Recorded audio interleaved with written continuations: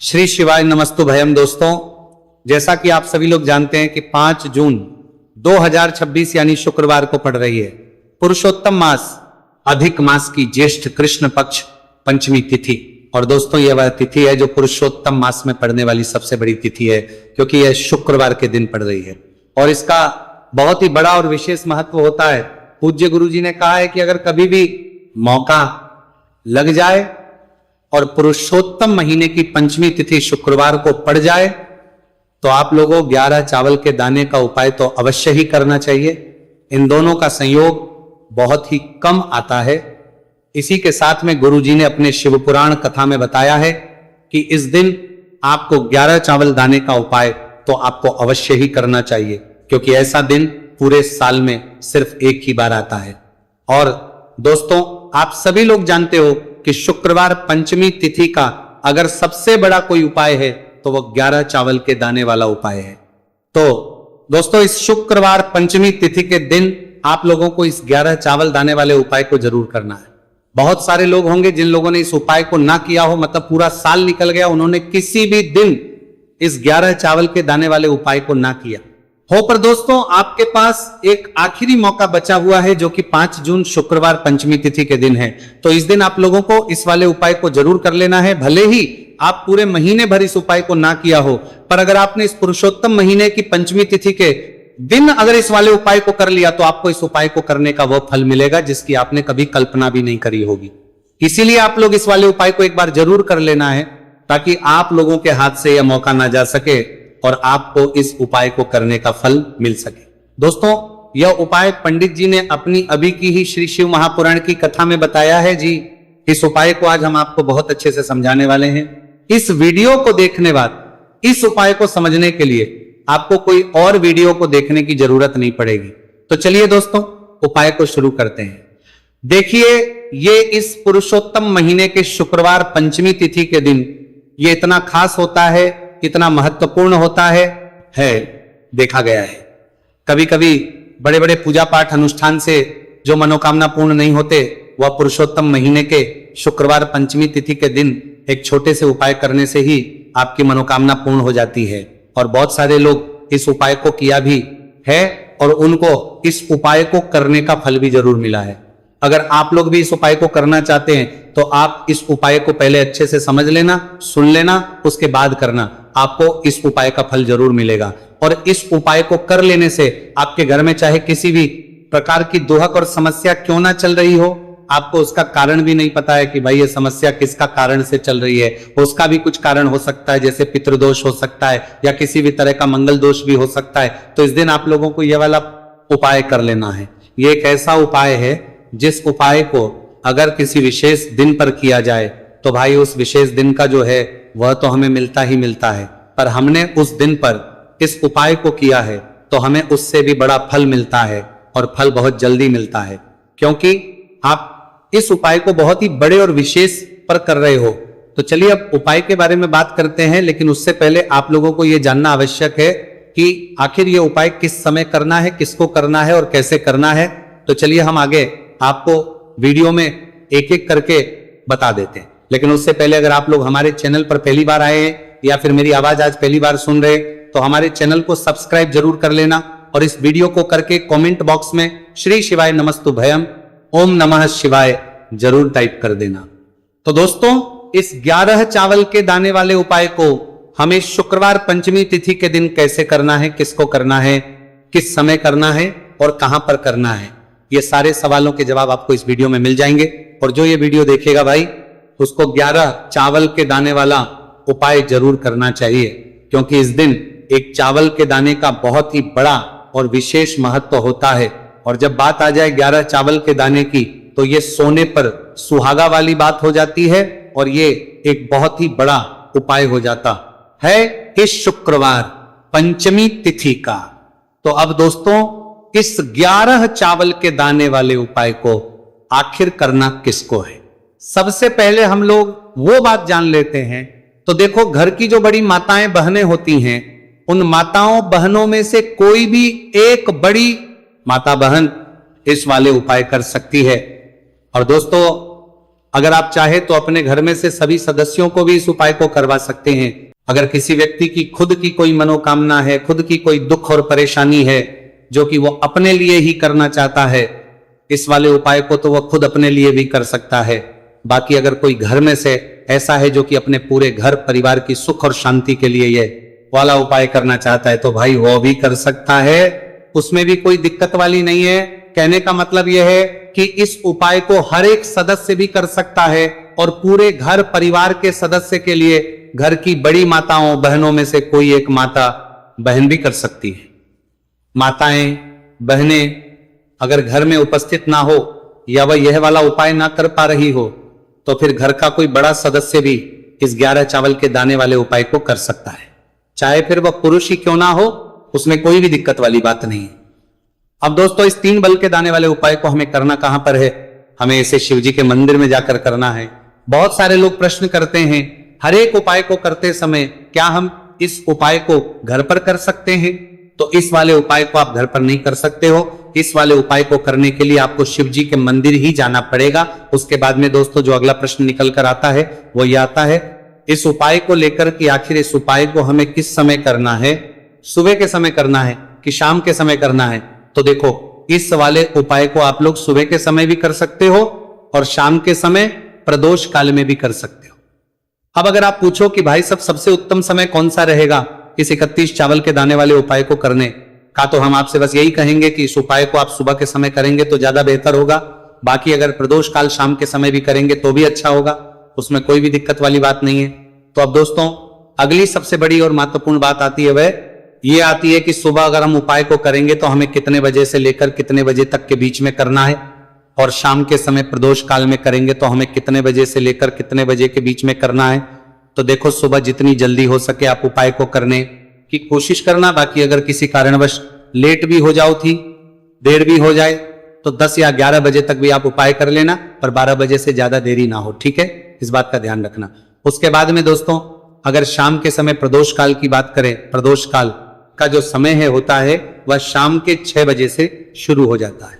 मतलब शाम के 6 बजे से लेकर 7 बजे के बीच का जो समय होता है, यह समय प्रदोष काल का समय होता है। पर अभी जो मौसम चल रहा है, इस मौसम में जो है शाम बहुत देरी से होती है, तो आप इस उपाय को 7 या 8 बजे के बीच में भी कर सकते हो।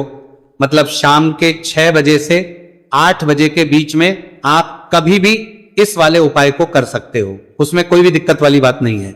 अब दोस्तों यहां पर इस उपाय को लेकर एक और सबसे बड़ी बात यह निकल कर आती है कि इस 11 चावल के दानों को हमें लेना कहां से होता है, और हमें इस उपाय को करने के साथ में क्या और कुछ भी सामग्री ऐसी होती है जो शिव जी के मंदिर लेकर जानी पड़ रहती है।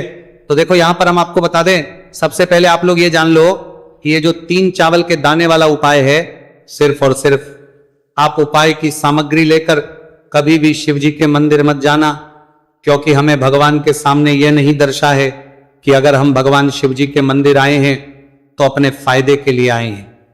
तो इसीलिए जो भी पूजन सामग्री है, उपाय सामग्री है 11 चावल के दाने, इसके साथ में आपको पूजन सामग्री भी जरूर लेकर जाना है। देखो, अगर सुबह के समय उपाय कर रहे हो तो सीधी सी बात है, एक लोटा जल तो आप लेकर जाओगे ही जाओगे। वही एक लोटा जल अगर मिट्टी का जल हो तो बहुत अच्छा रहेगा। मिट्टी का जल कैसे बनाता है, इसके लिए हमने पहले से बहुत सारी वीडियोस बना दी है आपके पास। इस दिन एक आखिरी मौका रहेगा, मिट्टी का जल शिवजी पर चढ़ने का और उपाय को करने का बहुत बड़ा आपको इस दिन फल मिलेगा। तो इसीलिए इस दिन हो सके तो भाई मिट्टी का जल चढ़ाना, तो अपने साथ में कम से कम एक लोटा जल तो आपको लेकर जाना ही जाना है। अगर मिट्टी का जल नहीं है तो घर का जल भी आप इस्तेमाल कर सकते हो। इसके अलावा जो भी पूजन सामग्री है, देखो 11 के दाने ये अलग आपके रहेंगे और जो आपकी पूजन सामग्री रहेगी वो अलग रहेगी। पूजन सामग्री में आप जो भी चीज लेकर जाना चाहे वो लेकर जा सकते हैं। एक बेलपत्र भी लेकर जा सकते हैं, उसमें कोई भी दिक्कत वाली बात नहीं है। वहीं अगर हम बात करें शाम के समय की, तो शाम के समय शिव जी पर जल नहीं चढ़ता है, इसीलिए शाम के समय आप लोग एक दीपक तैयार कर लें जो कि गोल तीखा आटे का, शुद्ध देसी गाय का घी का होगा, है ना। इस बात का आप लोगों को ध्यान करना है। और इस दीपक को आपको घर से जलाकर नहीं लेकर जाना है, भगवान शिव जी के मंदिर में जाकर ही जलाना है। इस बात का भी आप लोगों को ध्यान रखना है। अब दोस्तों यहां पर हमें इस बात को समझना है कि ये 11 चावल के दाने हमें लेना कहां से है। क्या हमें दुकान से लेकर आना है, या हमें अपने घर से लेना है, या कहां से लेकर आना है, और कौन से चावल लेना है, क्योंकि चावल भी बहुत प्रकार के होते हैं। तो देखो इन सभी सवालों के जवाब आप लोग एक बात में सुन लो कि भाई जो उपाय है, इस उपाय में आपको ये नहीं देखना है कि भाई कौन से चावल है कौन से चावल नहीं है। बस जो भी चावल ले रहे हो वो चावल का दाना सबूत होना चाहिए, मतलब साबुत होना चाहिए, टूटा हुआ नहीं होना चाहिए, कटा पीटा नहीं होना चाहिए। ये बात आपको ध्यान रखना है।